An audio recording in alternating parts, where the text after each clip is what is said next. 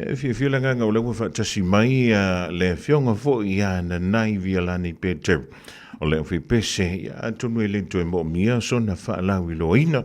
Loa tau sanga o tau tua tele fantunga.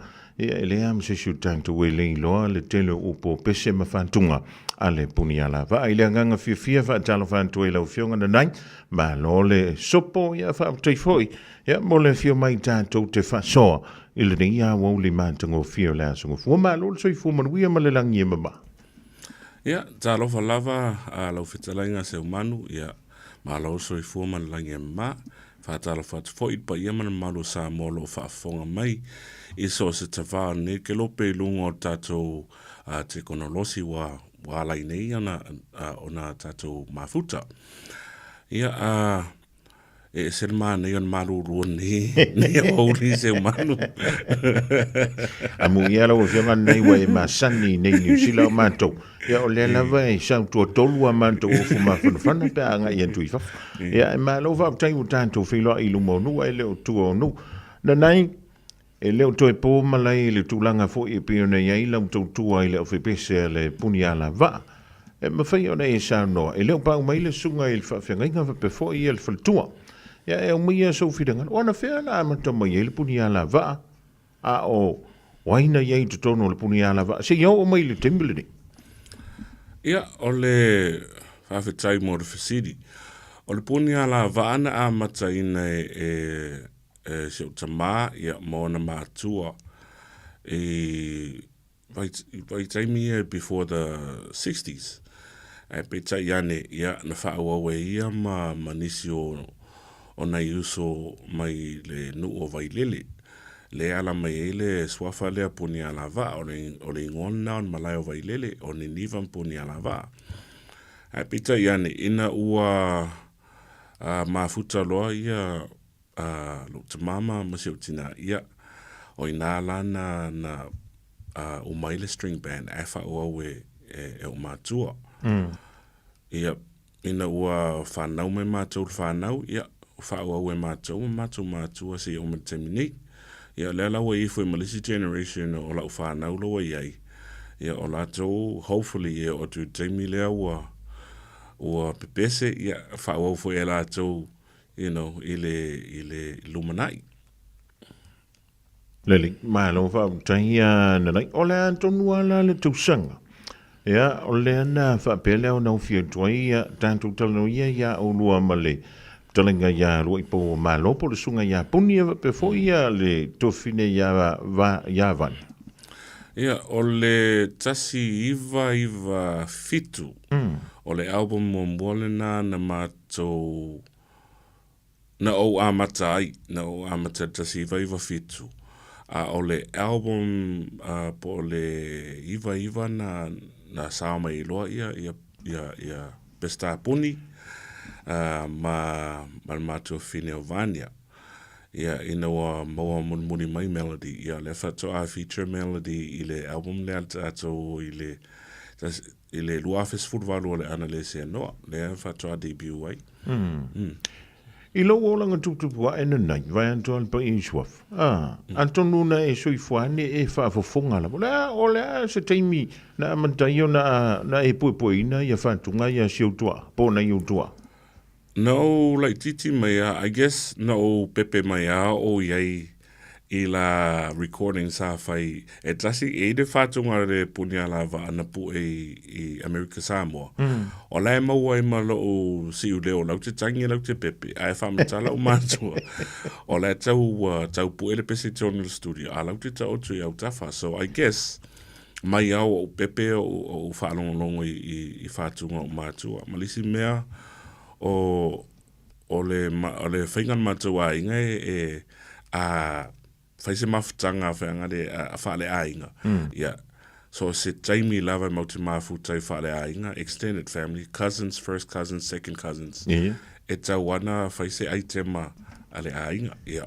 Matu tūle I lunga matu pese, whapena fo isi matu tau songa. E tu fo lunga usu pese, whai whawhiwhianga a le nao siva.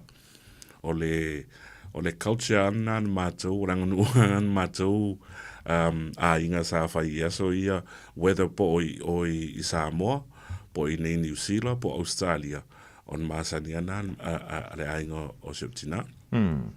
Ta ua I temsi ana nei. Ia wa manatua. E ia le tangata a pese te whaalonga tuile. E le toi mo o mia ni teu teunga. A ivo I le tangata pese. E matua mo o mia le teu teunga. Na whainga o fie le o ina o le si ufofonga po le leo I lovo I taimi na amata mai. Ia, na mātou pepese me a mātou la iti, o le whainga o fia o mātou o na whanau whaiwhe au. Na lotu tamaiti mai au la iti.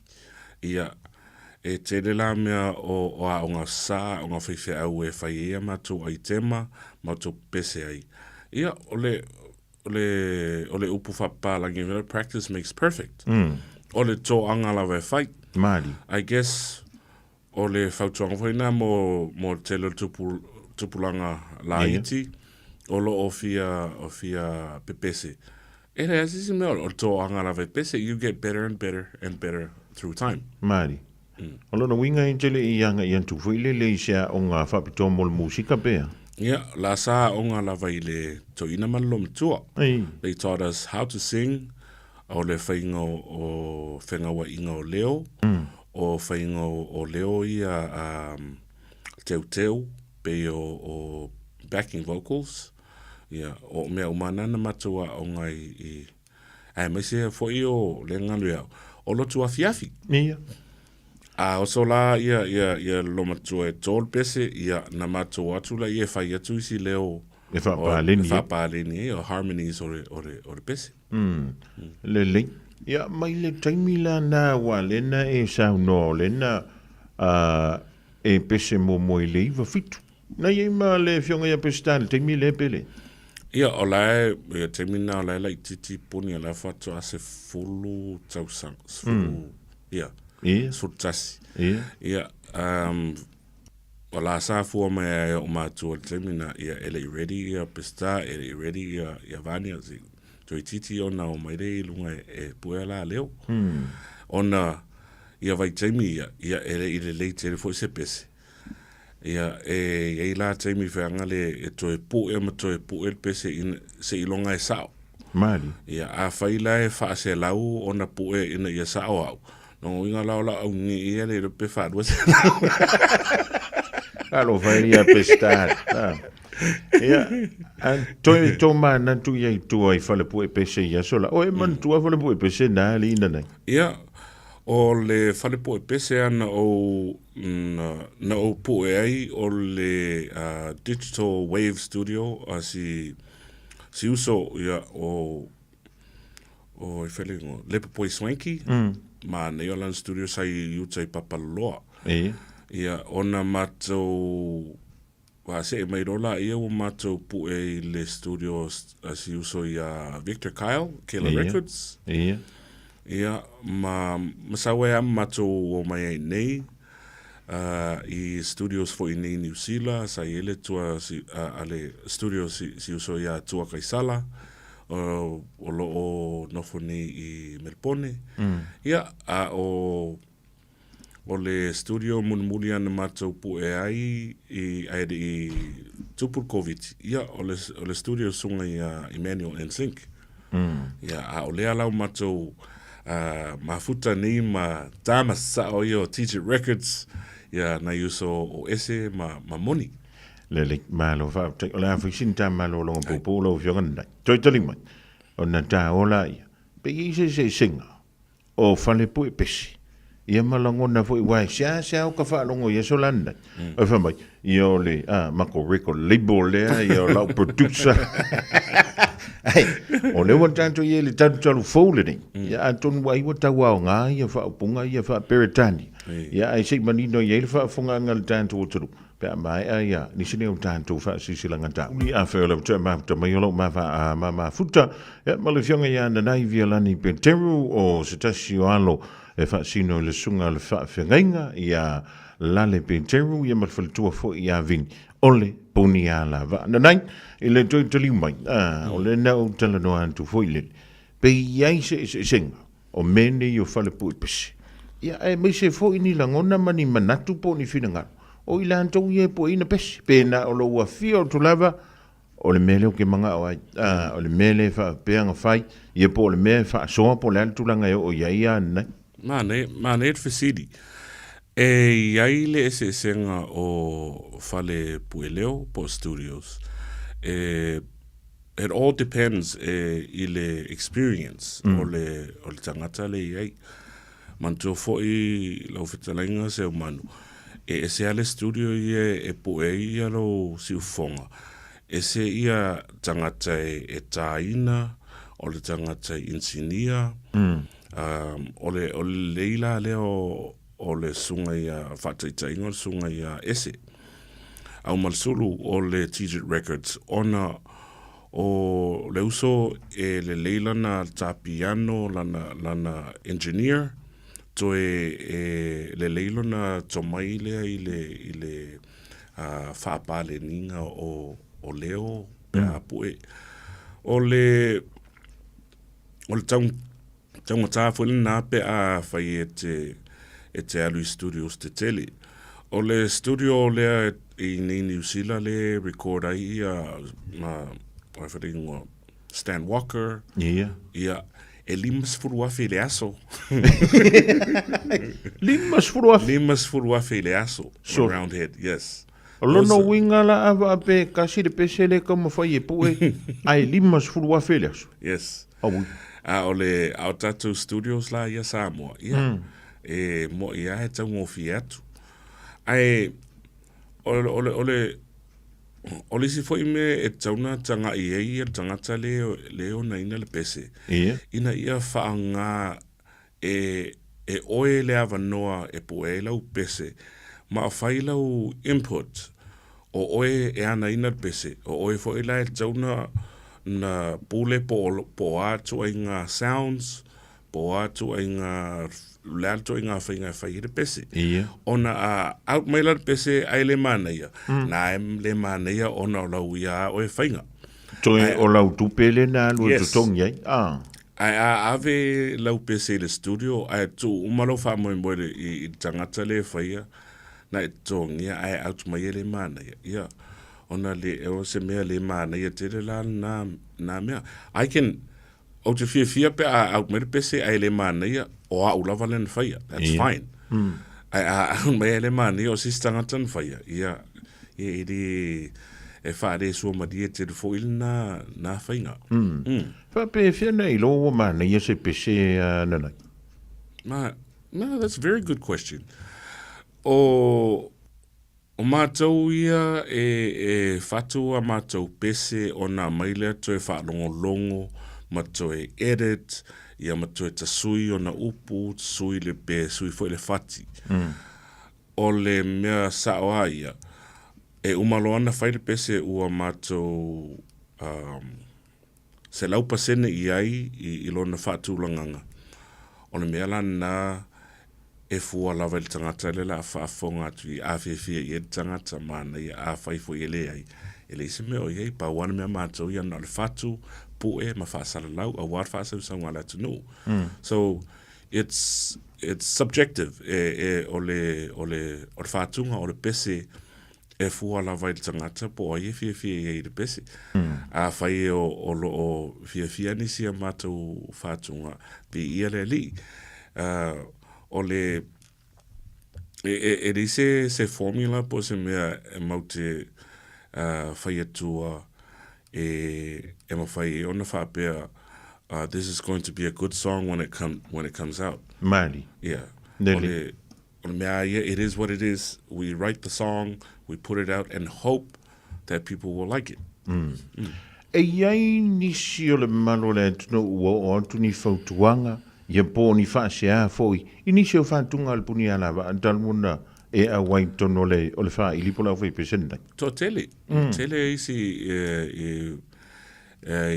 whisiringia i le vaonga ngana, e le whataita inga e le tangata na tusi atu i le whaonga ina le upulea unefe.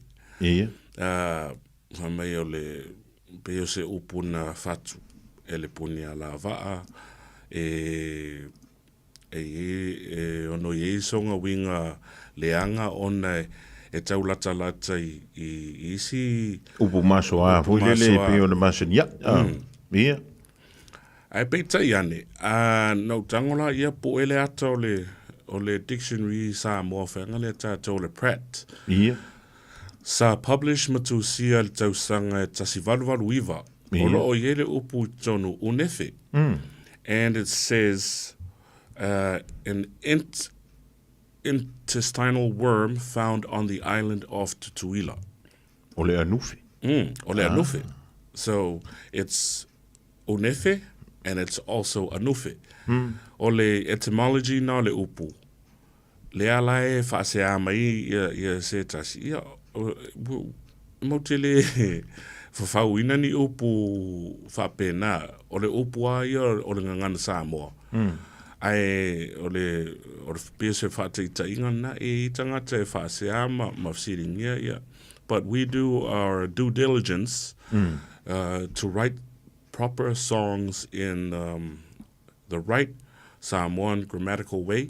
Ina ia sa ole whaonga ino o upu Samoa, i le vaonga ngana Samoa.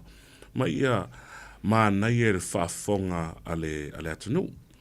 Ma nisi nā mea o ngai, e toi whangu mai fo i tele o upu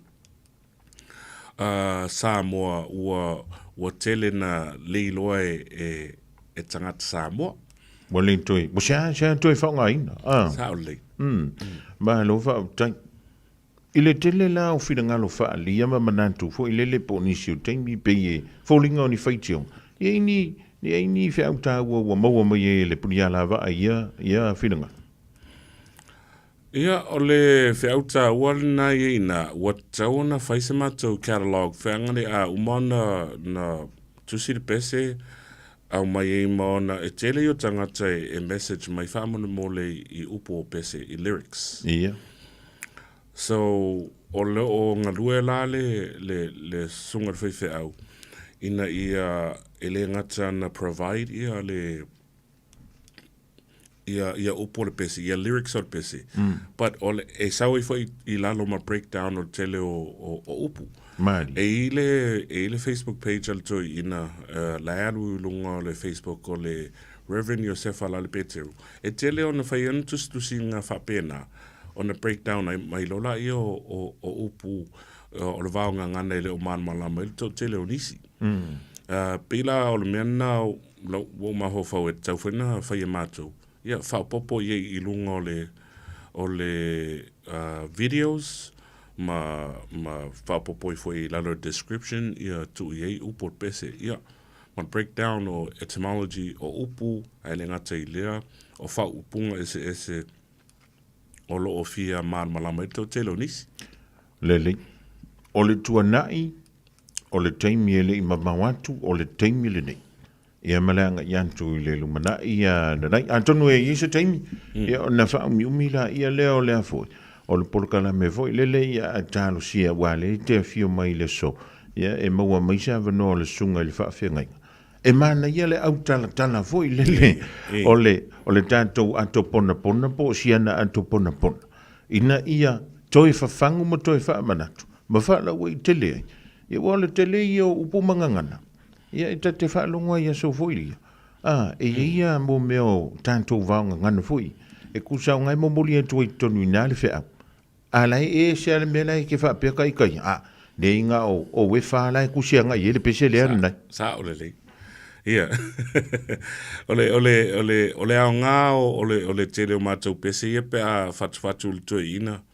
Ma mātou, ole umatoi whamatala mai a mātou wingo upu, wingo whaupunga. And, ia mahu whaule, we should also share that information ia tātou tangata. A mese le tupulanga lea la iti olo o tuputupu ai. Ina ia manino i fo ia lātou i le ngana Samoa ma le vao ngana. Lele, ma no whautai ana nai. O le teimi nei la lea e, o le fota matu nei ia le pese fo le le avi o Avi Kiriso. La le wingo le whaupunga o le ingo le pese le ane.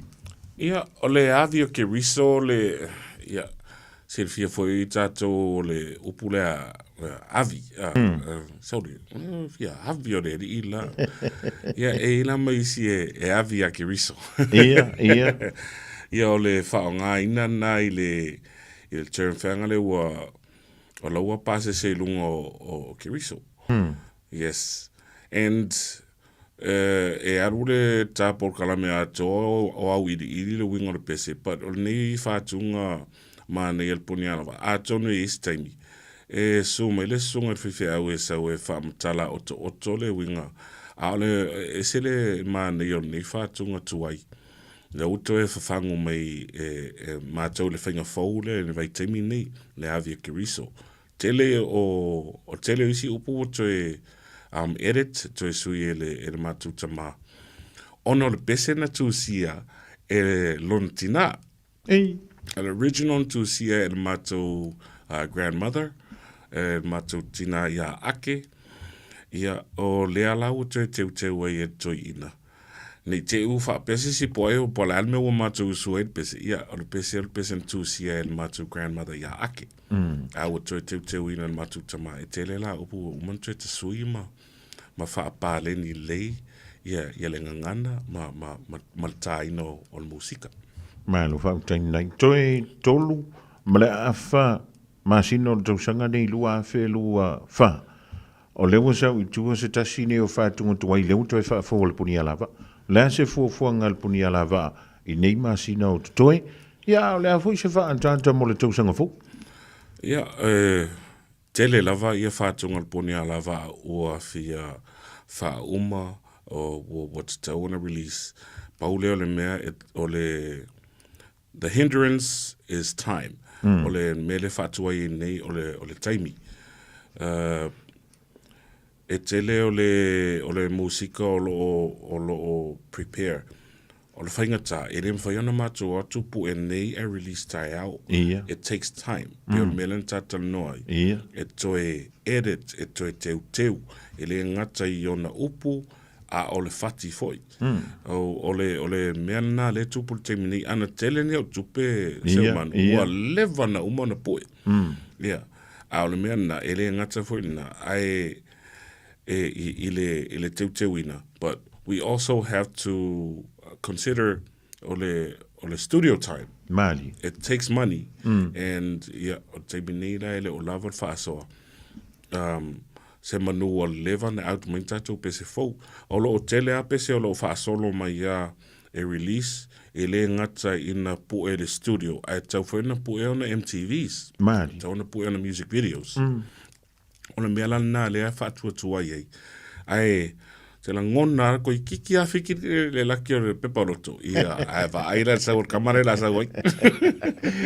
Malo le tapena, malo le ngalo e nanai. Ai. Ja. O le aso fina ngalo muli e le nganta i le au pepese o le au fia pepese.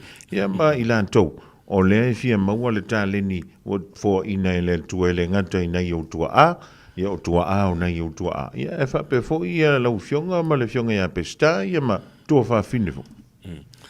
Ia o le whautuanga māsani la volto anga e whatu to anga e tustusi. E nisi ina mātou talanofa mai e se whaingata ia. I re ima se mea whaingofi e maua. Whaingofi ona maua e la langi nei tati ai. It's just a matter of practice. Ai o le tō anga lava iei. Tō anga e whatu, tō anga e pese. Ia, tō e re ngata whaide. O nei uso fo ia tō tele iwa iei. O nei whanau Samoa iei. O le engineering i le studio. Ese le to tele nai whānau i te whai ilonga TikTok. They're coming up. They're very good at music editing and all that. Good for you. And you keep at it and you get better and better and better. Malo whaabutai. Ia, muli antulanga ngā whaabutai nanai lau fionga. Ia whaaburo ina le taimi tātou te whilo iai. Ia e antonu le a toi umi antili antu ia le mafutanga a leo lau fionga. Ia pole sunga vo i le whaafengai. I se aso mua. Wai, i se le tāu o tātou whatuatunga wao i le aputi mai e le tātou ngangat. Ia wa ale ngipesi. ia longo inga ngu ka ko wana ia o le nga le mo le to le nga fa tai ni va nga le awo ia ai maru ia tele le to fu ia tu ai nga lo fa buli mai ia mi se ia fu nga bala va singa le so mo le riva yes Hai.